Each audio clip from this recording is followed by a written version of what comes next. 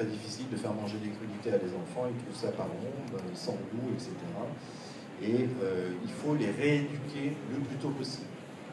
Les légumes, bien entendu, là aussi, vous savez quels intérêts représentent les légumes, et en particulier les apports en fibres, qui sont quand même très importants.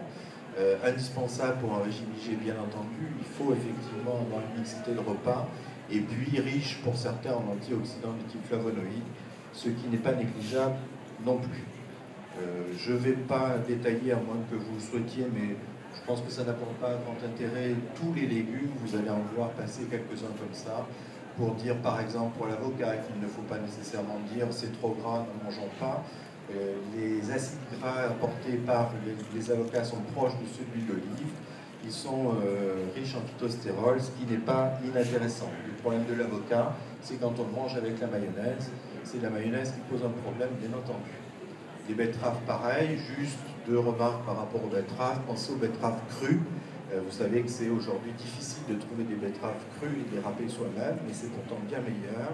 Il faut penser au jus de betterave aussi, qui n'est pas inintéressant dans le contexte d'un régime à IG bas.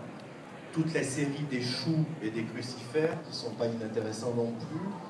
Juste par rapport aux choux et crucifères, une remarque vis-à-vis de la pathologie thyroïdienne. C'est vrai qu'on entend ça et là, on lit ça et là, que les choux sont contre-indiqués quand on a une maladie de la thyroïde.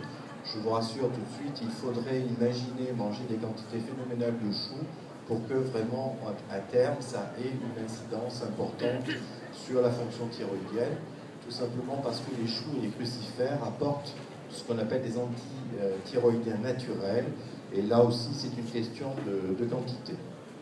Les choux sont ici, vous les connaissez. Les épinards, là aussi, les épinards, c'est mieux de prendre des épinards frais qu'en boîte, bien entendu, c'est un truisme de le dire, mais de temps en temps, il est bon de rappeler les évidences. Les champignons de couche en particulier, que l'on trouve toute l'année sans difficulté. Je vous rappelle que les champignons de couche ont l'avantage, en cas d'accident nucléaire, de ne pas être irradiés, donc on peut continuer à en manger, ce qui n'est pas le cas, bien entendu, des champignons sauvages auxquels il faut faire très attention. Mais je vous rappelle aussi que les nuages d'irradiation s'arrêtent aux frontières, que nous ne sommes pas concernés directement, tout le monde le sait. Alors, pendant longtemps, on a dit les farineux, les féculents, les pâtes, les pommes de terre, le riz, tout ça, c'est une catastrophe. Et en réalité, on se rend compte aujourd'hui que ça n'est pas une catastrophe du tout, mais à la condition de bien choisir les types d'aliments que l'on va consommer, on peut en consommer, mais de façon raisonnable.